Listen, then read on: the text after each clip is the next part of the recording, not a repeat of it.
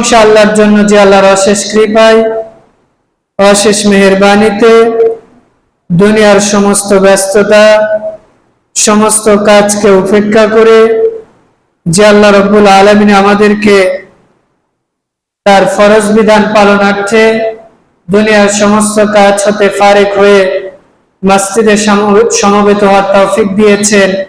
আল্লাহর শুকরিয়া স্বরূপ সকলে বলে আলহামদুলিল্লাহ। দরুদ ও সালাম বর্ষিত হোক সেই রাসূলের প্রতি, যার মাধ্যমে পেয়েছি ইসলাম নামের একটি শান্তির দিন। সেই রাসূলের প্রতি অগণিত ধারায় দরুদ ও সালাম বর্ষিত হোক। সকলে বলে মুহাম্মদ সাল্লাল্লাহু আলাইহি ওয়াসাল্লাম। আমরা খুতবার শুরুতে সূরা মুমিন এবং সূরা আনফাল থেকে দুটি আয়াতের অংশবিশেষ, বুখারী মুসলিম থেকে তিনটি হাদিসের অংশবিশেষ পাঠ করেছি। এর আলোকে আজকে আমাদের জুমার খুতবার প্রথম পর্বে আমরা আলোচনা করব সালাতে মনোযোগী হওয়ার উপায়সমূহ। দ্বিতীয় পর্বে আমরা আলোচনা করব যারা মসজিদ, মাদ্রাসা এবং ইসলামী শিক্ষা প্রতিষ্ঠানের সহযোগিতা করে তাদের মর্যাদা দুনিয়া এবং আখিরাতে কি রয়েছে। আমরা প্রথমে আজকে জানব যে একজন মুসলমানের জন্য সালাতের গুরুত্ব কতটুকু। আর আমরা অনেক সময় সালাত আদায় করি, কিন্তু সালাত আদায় করতে যে অনেক সময় অমনোযোগী হয়ে যায়, অথবা সালাত আমি খুশুখুজুর সাথে আদায় করতে চাই, এরপরেও সালাতের মধ্যে আমার দুনিয়াবি চিন্তা চেতনা, দুনিয়াবি বিভিন্ন কথাবার্তা আমার অন্তরে চলে আসে। আমি অনেক চেষ্টা করি, এরপরেও সালাতে কোনোভাবেই মন বসাতে পারি না। অনেক সময় আমাদেরকে অনেকেই প্রশ্ন করে যে ভাই, আমরা তো সালাত পড়তে চাই, সালাত আমি আদায় করি, কিন্তু আমি যখন প্রথম সালাত আদায় করতাম এই সময় সালাতের মধ্যে অনেক খুশুখুজু পেতাম, সালাত আদায় করে অনেক আত্মতৃপ্তি পেতাম, কিন্তু এখন সালাতের মধ্যে সেই আত্মতৃপ্তি বা মনোযোগ ভাবটা আসে না। সালাতে দাঁড়ালেই দুনিয়াবি বিভিন্ন চিন্তা, দুনিয়াবি বিভিন্ন কথাবার্তা মনে পড়ে যায় বা সালাতের মধ্যে মনোযোগ নষ্ট করে দেয়। এই যে আমি কথাগুলো একটু আগে বললাম যে সালাতে দাঁড়ালে অনেক সময় দুনিয়াবি চিন্তা ভাবনা আসে, এটা কি শুধুমাত্র দুই একজনের ক্ষেত্রেই ঘটে নাকি আমাদের সবার ক্ষেত্রেই ঘটে? আমাদের সবার ক্ষেত্রেই কম বেশি এমনটা হয়। আপনি যদি বলেন আপনার হয় না, জি আমারও হয়। As a Muslim, as a মানুষ, কেউ যদি নিজেকে মানুষ বলে দাবি করে, প্রত্যেকেরই সালাতের মধ্যে দুনিয়াবি চিন্তা ভাবনা আসবে, এটাই স্বাভাবিক। কারণ সালাতের মাধ্যমে একজন বান্দা আল্লাহর সবচেয়ে কাছে পৌঁছে যায়। সহিহ বুখারী হাদিস, রাসূল ইসলাম বলছেন যে একজন ব্যক্তি যখন সালাতে পৌঁছে যায় তখন সে আল্লাহর সবচেয়ে কাছে পৌঁছে যায় বলে সুবহানাল্লাহ। আবার যখন কোন ব্যক্তি সিজদায় যায়, রুকুতে যায়, শয়তান চেষ্টা করে ওর সালাতে মনোযোগ ভাবটা নষ্ট করে দিতে, শয়তান চেষ্টা করে ওর মনের মধ্যে দুনিয়াবি আশা আকাঙ্ক্ষা ঢুকিয়ে দিতে। তো যখন আপনি রুকু করেছেন, সিজদা করেছেন, কার জন্য? আল্লাহর জন্য। তো এই সময় যদি শয়তান আপনার মনের মধ্যে এই চিন্তা ঢুকিয়ে দেয় যে মুজিবুর ভাই দোকানদার, উনি রুকুতে গিয়েছে, হঠাৎ মনে হয়েছে কি ব্যাপার, আমি তো আজকে দোকানে তালা না দিয়ে চলে এসেছি, একটু আগে কিন্তু এই কথাটা মনে হয়নি। যেই রুকুতে গিয়েছে, যেই সিজদায় গিয়েছে, সঙ্গে সঙ্গে মনে হয়েছে, হয় না? অনেক সময় দেখবেন যে আপনি একটা জিনিস মনে করতেই পারছেন না, সালাতে দাঁড়িয়ে গেছেন, হঠাৎ মনে পড়েছে। তার মানে শয়তান চাচ্ছে যে আপনার সালাতটা নষ্ট করে দিতে। তা আপনার যখন মনে হয়েছে যে আমি দোকান তালা না দিয়ে এসেছি, বা অমুক ব্যক্তিকে এই জিনিসটা না দিয়ে এসেছি, অথবা বাড়িতে আমি ফ্যানের সুইচটা অফ না করে চলে এসেছি, বাড়ির তালা না লাগিয়ে চলে এসেছি, অথবা মেয়েরা মনে করছে যে আমি চুলায় তো রান্না দিয়ে চলে এসেছি, এই যে চিন্তা এতক্ষণ কিন্তু আসে না। আসে কি? অনেক সময় আপনি মনে করছেন যে আমি মসজিদে এসেছি, আসার আগে ফোনটা কোথায় রাখলাম, সারা রাস্তা চিন্তা করছেন, মনে হয় না। কিন্তু যেই সালাতে দাঁড়িয়েছেন, এরকম হয় কি হয়? অনেক সময় আমার হয়, আপনাদের হয় না? হওয়াটাই স্বাভাবিক, কারণ শয়তান এতক্ষণ আপনাকে ভুলিয়ে দিয়েছে। আপনি যেই সালাতে দাঁড়িয়েছেন, শয়তান সঙ্গে সঙ্গে আপনাকে ওইটা মনে করিয়ে দিয়েছে। এখন আপনি কি করবেন? সালাত ছেড়ে কি দোকান তালা দিতে যাবেন? সালাত ছেড়ে কি রান্না নামাতে যাবেন? সালাত ছেড়ে কি এখন বাড়িতে যাবেন? কি করবেন? এক্ষেত্রে শরীয়তের মাসালা হচ্ছে, যদি আপনি সুন্নাত সালাত আদায় করেন, কিন্তু দেখছেন যে আপনি রান্না তুলে দিয়েছেন, যে সালাত শেষ করে যেতে যেতে হয়তো রান্নাটা পুড়ে যেতে পারে, আগুন ধরে যেতে পারে, সেক্ষেত্রে আপনি নফল সালাত ছেড়ে দিতে পারেন। কিন্তু আমি এসেছি তো 1 ঘন্টার রাস্তা, এখন যদি আমি সালাতে দাঁড়াই, মনে হয় তাহলে কি আমি সালাত ছেড়ে দিয়ে যেতে পারবো? যদি এমন হয় যে 2-1 মিনিটের মধ্যে এসে আবার সালাত পড়তে পারবে, সেক্ষেত্রে আপনি ছেড়ে দিতে পারেন। কিন্তু ফরজের ক্ষেত্রে তো ছাড়ার কোনো অপশন নাই। ফরজ সালাতে দাঁড়িয়েছে, আপনার স্বামী ডেকেছে, ভাই ডেকেছে, মা ডেকেছে, দুনিয়ার যেই ডাকুক না কেন, ফরজ সালাতে ছাড়ার কোনো অপশন নাই। যদি একান্ত বড় জরুরত হয়, সেটা ভিন্ন কথা। পেশাব পায়খানা এসেছে, বা আপনি না গেলে কেউ মারা যাবে, সেটা ভিন্ন কথা। কিন্তু স্বাভাবিকভাবে সালাতে আপনি এসেছেন, শয়তান আপনাকে ওয়াসওয়াসা দিচ্ছেন, এক্ষেত্রে আপনি কি করবেন? আল্লাহ যেখানে বলেছেন সূরা মুমিনের 1 এবং 2 নম্বর আয়াত, ক্বাদ আফলাহাল মুমিনুন, যারা মুমিন হয়েছে ওরা সফলকাম হয়ে গেছে, তারা যারা নিজেদের সালাতের ব্যাপারে খাশিউন, বিনয়নম্র।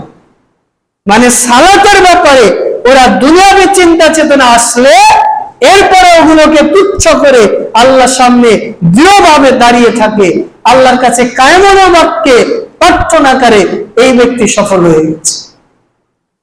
এছাড়া আল্লাহ রাব্বুল আলামিন পবিত্র কোরআনের 2 নং সূরা বাকারার 238 নম্বর আয়াতে বলছেন, হাফিযু আলাস সালাওয়াতিল উসতা। আল্লাহ বলছেন যে তোমরা সালাতকে হেফাজত করো। এরপর আল্লাহ বলছেন যে ও সালাওয়াতিল উসতা, বিশেষ করে মধ্যবর্তী সালাত অর্থাৎ আসর সালাতকে তোমরা হেফাজত করো। ওয়া কুমু লিল্লাহি কানিতিন, এবং সালাতের ব্যাপারে তোমরা অটল থাকো, একেবারে সাবত থাকো, একনিষ্ঠতার সাথে তোমরা সালাত আদায় করো। দেখেন, আল্লাহ প্রথমে বললেন যে তোমরা সালাত আদায় করো, এরপরে বললেন যে সালাতের আসর সালাতকে বিশেষভাবে হেফাজত করো, এরপরে আল্লাহ বললেন যে সালাতের সময় তোমরা অটল থাকো, সাবত থাকো, তোমার অন্তরটাকে দৃঢ় রাখো। তার মানে বোঝাই যাচ্ছে যে সালাতে দাঁড়ালে আমাদের দুনিয়াবী চিন্তা চেতনা আসায় স্বাভাবিক। তো যদি আসে তাহলে আপনি কি করবেন? প্রথম কাজ, আপনাকে সালাতে একেবারে একনিষ্ঠতা, খুশু বিনয় নম্রতার সাথে আসতে হবে। যে সালাতে যখন বাড়ি থেকে বের হয়েছেন, আপনার এই চিন্তা যে আমি একমাত্র আল্লাহর জন্য সালাতে বের হচ্ছে, দুনিয়ার কোনো ব্যক্তি বা কোনো মানুষের জন্য না। এই জন্য আপনার সালাতে এসেছেন, 12টায় বের হয়েছেন, মোটামুটি 2টা-2:30টায় বাড়িতে ফিরবেন। এই যে 2.5-3 ঘন্টার যে কাজ, এই কাজগুলো আগেই করে নিতে হবে, যাতে সালাতে দাঁড়ালে আপনার মনে না হয় এই কাজটা তো করে এসেছি।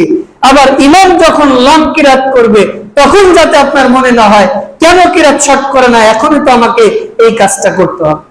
তার মানে সালাতে আসার আগে আপনাকে মানসিক প্রস্তুতি এবং খুলুসিয়াত ঠিক রাখতে হবে, যে আমি একমাত্র তার জন্য সালাত আদায় করব, আল্লাহর জন্য।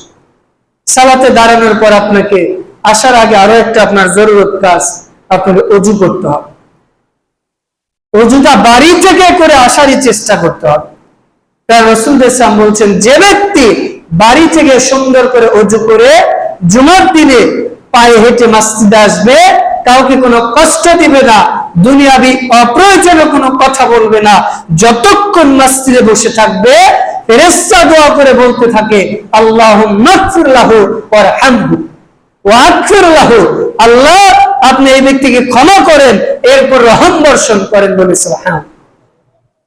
এমনকি রাসূল সাল্লাল্লাহু আলাইহি ওয়াসাল্লাম বলছেন, ওর প্রতি কদমে 1 বছর নফল সিয়াম এবং 1 বছর নফল কিয়ামের নেকি দেওয়া হয়, বলে সুবহানাল্লাহ। এটা হচ্ছে জুমার দিন।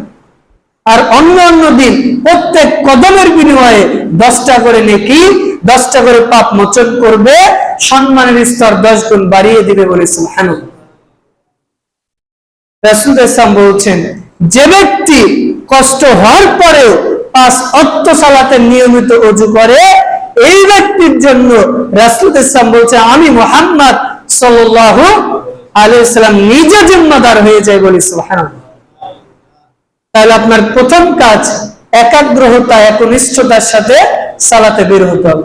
এরপরে যেটা কাজ, আপনাকে বাড়ি থেকে ওযু করে আসতে হবে। যদি ওযু নষ্ট হয়ে যায় অথবা দূরত্ব বেশি হয়, আবার ওযু করতে হবে। এরপর আপনি যখন সালাতে দাঁড়াবেন, দাঁড়ানোর সময় আপনাকে মনে করতে হবে যে দুনিয়ার কেউ না দেখলে কে দেখে? সহিহ বুখারীর 50 নম্বর হাদিস, মুসলিমের 8। রাসূল ইসলাম বলছেন, যখন তুমি সালাতে দাঁড়াবে তখন মনে করবে যে আল্লাহ তোমাকে দেখছে। তুমি এইটা প্রথমে বলছে, তুমি এটা মনে করবা যে আমি আল্লাহকে দেখছি। যদি তোমার ঈমানের দুর্বলতা থাকে তাহলে মনে করবা যে আল্লাহ তোমাকে দেখছে। বলি সুবহানাল্লাহ। মানে যখন আমরা সালাতে দাঁড়াই, কার সামনে দাঁড়াই? সহিহ মুসলিমের হাদিস, রাসূল ইসলাম বলছেন, ইনাজিউ রাব্বাহু, কেউ যখন সালাতে দাঁড়ায় তার রবের সাথে সরাসরি সে কথা বলে, মুনাজাত করে। বলে সুবহানাল্লাহ। তো আমাদের প্রথমত মনে করতে হবে যে আমি আল্লাহকে দেখছি। যদি আমার আপনার ঈমানে দুর্বলতা থাকে তাহলে মনে করতে হবে যে কেউ না দেখলে কে দেখে? আল্লাহ দেখে।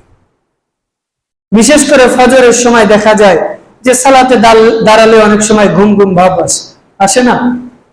অন্য অন্য সালাতে দাঁড়ালে অন্য সময় হাই ওঠে না, সালাতে উঠলে একটু পর হাই ওঠে না, হাসি ওঠে, হাই ওঠে। কারণ কি? আপনি সালাতের আগে কিন্তু একবারও হাই ওঠে না, হাসিও আসে না। সালাম ফিরাবেন, দেখবেন আর হাইও আসবে না, হাসিও আসবে না। এর কারণ কি? কারণ আপনি সুন্দরভাবে ওযু করেন। রাসূল ইসলাম বলছেন, একজন ব্যক্তি যখন ঘুম থেকে উঠবে ওর প্রতি জিম্মাদার হচ্ছে 3টা কাজ। এক, ঘুম থেকে উঠার দোয়া পড়বে। 3টা গিট মারা থাকে। যখন একজন ব্যক্তি ঘুম থেকে ওঠে ওর 3টা গিট মারা থাকে। এক, যখন ঘুম থেকে উঠে এই ব্যক্তি দোয়া পড়ে, একটা গিট খুলেছে। আবার যখন সুন্দর করে ওযু করে মসজিদে আসে তখন এই ব্যক্তির দ্বিতীয় গিটটাও খুলেছে। এরপরে যখন সালাতে দাঁড়িয়ে যায় ওর 3য় গিটটাও খুলে যায়। বলে সুবহানাল্লাহ। তো সালাতে দাঁড়ানোর সময় আমাদের এই অলসতা বা অমনোযোগী আসার অন্যতম কারণ হচ্ছে আমরা যখন ঘুমিয়েছিলাম, আরবিতে নাককে বলে খাইশুম, এই নাকের মধ্যে শয়তান রাত্রি জাগরণ করে। কাদের? যারা দোয়া না পড়ে ঘুমিয়ে গেছে, যারা সুন্নাহ পদ্ধতি অনুযায়ী ঘুমায়নি। ফজরের আগে শয়তান তাদের নাকে সুরসুরি দেয় আর বলে, নাউমান তাবিয়ালাত, তুমি ঘুমান, লম্বা ঘুম দাও, রাত এখন অনেক বড়। ফজর আজানের সময় ঘুমটা অনেক মিষ্টি হয় না? মনে হয় যে সারা রাত ঘুমই হয় আর আধা ঘন্টা ঘুমিয়ে নেই, এরকম মনে হয় না? তো শয়তান এই সময় এসে আপনার নাকে সুরসুরি দিবে আর বলবে, তুমি লম্বা ঘুম দাও, এখনো রাত অনেক বাকি। আপনি ঘুম থেকে উঠেছেন কিন্তু ভালোভাবে ওযু করেন নাই, নাক পরিষ্কার করেন নাই, শয়তান আপনার নাকের মধ্যে অবস্থান করে সালাতে আসলে সালাতে অমনোযোগী ভাব আপনার মধ্যে ঢুকিয়ে দেয়। বুঝতে পেরেছেন? এই জন্য ঘুম থেকে উঠে আপনার জরুরত, দোয়া পড়েছেন, আগে আপনার 2 হাত ভালো করে ধুতে হবে। ওযুর সময় তো ধৌত করবেন, সেটা ভিন্ন কথা, কিন্তু এমনিতে আপনার 2 হাত কবজি পর্যন্ত ধৌত করা গুরুত্বপূর্ণ একটা সুন্নাহ। তবে ধৌত করার ক্ষেত্রে একটা বিষয় খেয়াল রাখতে হবে যে আপনি বালতির মধ্যে বা মগের মধ্যে হাত দিয়ে ধৌত করতে পারবেন। কারণ রাতের বেলা আপনি শুয়ে আছেন, আপনার হাত কোথায় গেছে এটা তো আপনি জানেন। অথবা কোনো বিষাক্ত প্রাণীকেও তো আপনি ধরতে পারেন, টিকটিকি পেশাব করে দিতে পারে, সাপও তো ধরতে পারেন। ওই বিষাক্ত হাত নিয়ে যখন আপনি ওই পানির মধ্যে দিবেন, ওই পানি দিয়ে যখন কুলি করবেন আপনার জন্য এটা ক্ষতিকর হবে। অথবা ওই পানি দিয়ে যখন আরেকজন ব্যক্তি ওযু করবে তার জন্য এটা ক্ষতিকর হতে পারে। এই জন্য আপনার প্রতি জরুরত কি, মগ বা যেটাতেই পানি নেন উপর থেকে ঢেলে সেই পানি দিয়ে হাত ধৌত করতে হবে 3 বার কবজি পর্যন্ত।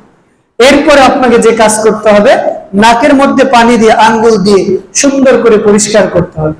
অনেকে আছে আমরা ঘুমাতে ঘুমাতে উঠে ঘুমের তালে কোনো রকম ওযু করেই চলে আসে না। সুন্দর করে আপনাকে নাক পরিষ্কার করতে হবে। তার নাক যদি পরিষ্কার না করেন, আপনি যতই চান সালাতের মধ্যে আপনার মনোযোগ আসবে।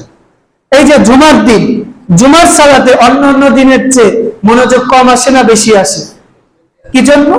কারণ আপনি অজু করে সুন্দর পোশাক পরে একটা প্রস্তুতি নিয়ে এসেছে, কিন্তু আসর সালাত, মাগরিব সালাত, ইশার সালাত আপনি এমনটা প্রস্তুতি নেন। দেখেন, আরো সালাতে মনোযোগী হওয়ার অন্যতম মাধ্যম হচ্ছে আপনি সালাতে যখন আসবেন, সালাতের আনুষ্ঠানিকতার মাধ্যমে আসবেন। আনুষ্ঠানিকতা মানে আপনি যখন শ্বশুর বাড়িতে যাচ্ছেন, তখন কি ছেঁড়া জুতা, ছেঁড়া লুঙ্গি, ছেঁড়া জামা কাপড় পরেই যাবে? ভালো জামা কাপড় পরেই তো আসবেন। তো মসজিদে আপনি আসছেন, সারা জাহানের রব মালিকুল আমলাক তার সামনে আসলে ছেঁড়া জুতা, ছেঁড়া লুঙ্গি, দুর্গন্ধ ঘামওয়ালা জামা কাপড় নিয়ে আসতে হবে? সালাতদের সালাত আদায় করার জন্য তাদের ভিন্ন পোশাক থাকতো। বিশেষ করে তারা জুমার দিনের জন্য আলাদা একটা পোশাক রাখতো, যেই পোশাক তারা খাস করে জুমার দিন ব্যবহার করত। এই জন্য যখন কাজকর্ম করছেন তখন ভিন্ন পোশাকে, কিন্তু সালাতে যখন আসবেন খেয়াল করবেন আপনার পোশাকে দুর্গন্ধ আছে কিনা, শরীরটা পবিত্র আছে কিনা। এরপরে আপনি সালাতে আসার অন্তত 10 থেকে 15 মিনিট আগে থেকে প্রস্তুতি নেন। আর বিশেষ করে আমরা যারা সোশ্যাল মিডিয়ার সাথে সম্পৃক্ত, মোবাইল ফোন ইউজ করি, তারা সালাতে আসার অন্তত 10 থেকে 15 মিনিট আগে মোবাইল ফোন সাইলেন্ট করে রাখবেন। কারণ আপনি যদি মোবাইল টিপতে টিপতে মসজিদে আসেন, মোবাইল মসজিদে আসছেন তাও মোবাইল টিপতেই আছে, অনেক আছেন। কোরআন তেলাওয়াত করছেন, ভালো কথা, ইসলামে বই পুস্তক পড়েন, সেটা ভালো কথা, কিন্তু আপনি ইউটিউব স্ক্রলিং করছেন, ফেসবুক দেখছেন। ওই যে আপনি ফেসবুক দেখছেন, আপনার যে ডোপামিন স্খলন হচ্ছে সালাত শুরু করার পর, ওই চিন্তা আপনার মাথার মধ্যে থেকেই যায়।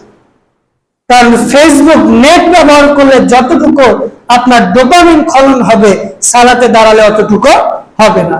তার মানে আপনি সালাতে মনোযোগ দিতে পারবেন। এই জন্য অন্তত সালাতে আসার 10 থেকে 15 মিনিট আগে মোবাইল সাইলেন্ট করে রাখবেন ইনশাআল্লাহ। এরপরে আপনাকে আরো যে কাজটা করতে হবে, সালাতের যে দোয়াগুলো আছে সবগুলো আপনাকে মুখস্থ করতে হবে। মুখস্থ করার পাশাপাশি অর্থগুলো আপনার বোঝার চেষ্টা করতে হবে। কারণ আপনি সালাতে দাঁড়িয়েছেন, আল্লাহু আকবার, আল্লাহু আকবার অর্থকে আল্লাহ সবচেয়ে বড়। তো আপনি এটার যদি অর্থ না জানেন, আল্লাহু আকবার বলেই তো আপনি ঘুমিয়েছেন। ইমাম তেলাওয়াত করছে আলহামদুলিল্লাহ রাব্বুল আলামিন, আপনি তো অর্থ জানেন না। আপনি সালাতে দাঁড়িয়ে মনে করছেন যে বাস মসজিদ তো অনেক ঠান্ডা জায়গায়, নিরিবিলি জায়গায়, ঘুমিয়েছে, হওয়াটাই স্বাভাবিক। কারণ আপনি আল্লাহকে কি বলছেন ওটা তো আপনি জানেন না। আপনি যদি জানতেন সালাতে যখন আপনি দাঁড়িয়েছেন আল্লাহকে কি বলতেন, তাহলে আপনি সালাত থেকে সালাম ফিরাতে চাইতেন না। সালাতরা চাইতেন, তারা যতক্ষণ পারা যায় বেশি টাইম তারা সালাত পড়ে। খুবাইব রাদিয়াল্লাহু তাআলা আনহুর নাম অনেকেই শুনেছে। তাকে যখন ফাঁসি দেওয়া হবে, হত্যা করা হবে, তখন তিনি বলছেন 2 রাকাত সালাতের সময় দাও। তো 2 রাকাত সালাতে দাঁড়িয়েছে, সালাম শেষ করার পরে বলছে যে তোমরা যদি মনে না করতা যে খুবাইব মৃত্যুর ভয়ে সালাত লং করেছে, দীর্ঘ করেছে, তাহলে আমি আরো অনেকক্ষণ সালাত পড়তাম। তোমরা মনে করবা যে খুবাইব ভয়ের কারণে সালাতে দীর্ঘক্ষণ দাঁড়িয়েছে, এই জন্য আমি সালাতকে শর্ট করব। রাসূল সাল্লাল্লাহু আলাইহি ওয়াসাল্লাম যখন সালাতে দাঁড়াতেন, আয়েশা রাদিয়াল্লাহু তাআলা আনহা বলছেন যে এত লং কিরাত করতেন যে তার পা গুলো ফুলে যেত। চিন্তা করেন, সহিহ বুখারীর হাদিস, আবু হুরায়রা রাদিয়াল্লাহু তাআলা বলছেন রাসূল সাল্লাল্লাহু আলাইহি ওয়াসাল্লাম একদিন ইমামতি করতে দাঁড়িয়েছে, সূরা ফাতিহার পরে সূরা বাকারা তেলাওয়াত করলেন।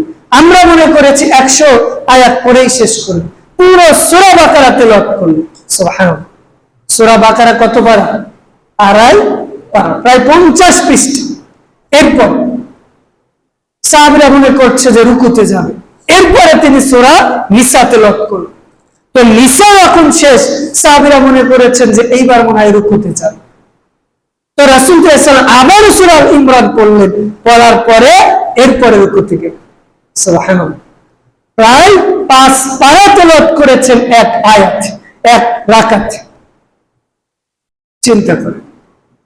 তো রাসূল সাল্লাল্লাহু আলাইহি এটা কিন্তু ফরজ সালাত না, এটা নফল সালাত।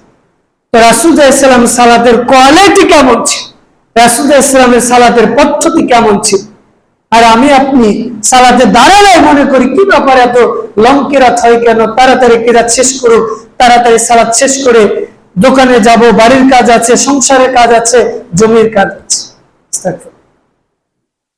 অথচ রাসূল সাল্লাল্লাহু আলাইহি সাল্লাম সালাতের ব্যাপারে কত মনোযোগী ছিল।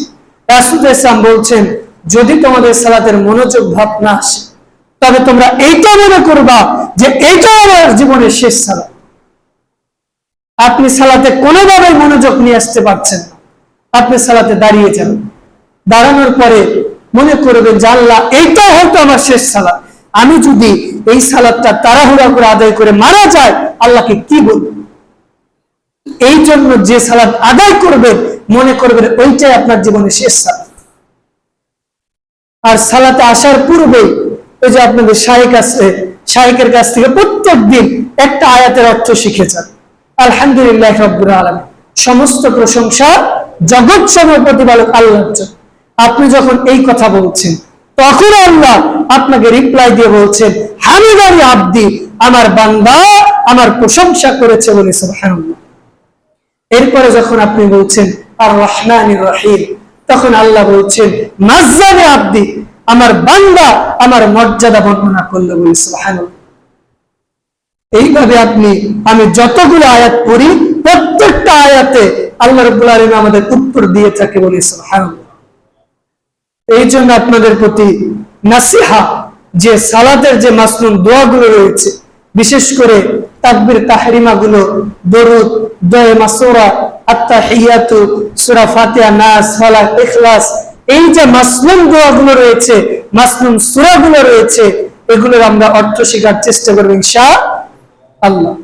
এছাড়া সালাতে আসার পূর্বে মিসওয়াক করে আসার চেষ্টা করবে, কারণ রাসূলুল্লাহ সাল্লাল্লাহু আলাইহি ওয়াসাল্লাম বলেছেন, যখন তোমরা সালাতে আসবে তখন আল্লাহ রাব্বুল আলামিনের ফেরেশতা তোমরা যখন তেলাওয়াত করবে মুখের সাথে মুখ লাগিয়ে তারাও তেলাওয়াত করে বলে সুবহানাল্লাহ।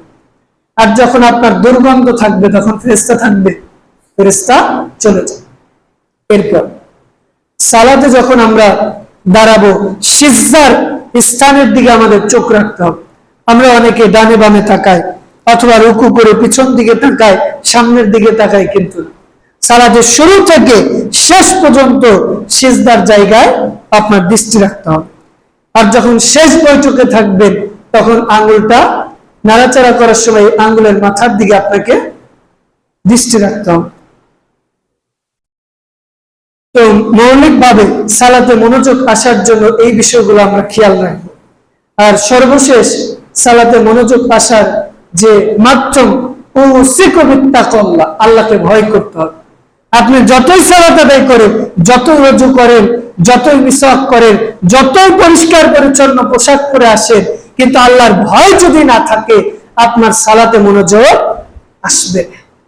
এই জন্য আমরা সালাতে সর্বদাই বিশেষ করে আল্লাহকে ভয় করার চেষ্টা করব। আল্লাহ আমাদের তৌফিক দান করুন, আল্লাহুম্মা আমিন। আল্লাহ, সালাতে মনোযোগ আসার যে মাধ্যমগুলো সম্পর্কে আলোচনা করলাম এগুলো শোনার পাশাপাশি আমাদের মেনে চলার তৌফিক দান করুন, আল্লাহুম্মা। খুতবার দ্বিতীয় পর্যায়ে আমরা আলোচনা করতে চেয়েছিলাম মসজিদ এবং মাদ্রাসায় দান বা সহযোগিতার গুরুত্ব এবং ফজিলত। আল্লাহ রাব্বুল আলামিন সূরা সাবা 34 নং সূরার 39 নং আয়াতে বলছেন, ওয়া মা আনফাকতুম মিন শাইইন ফাহুয়া ইখলিফুহু ওয়া হুয়া খায়রুর রাযিকিন। আল্লাহ বলছেন যে আল্লাহ তোমাদের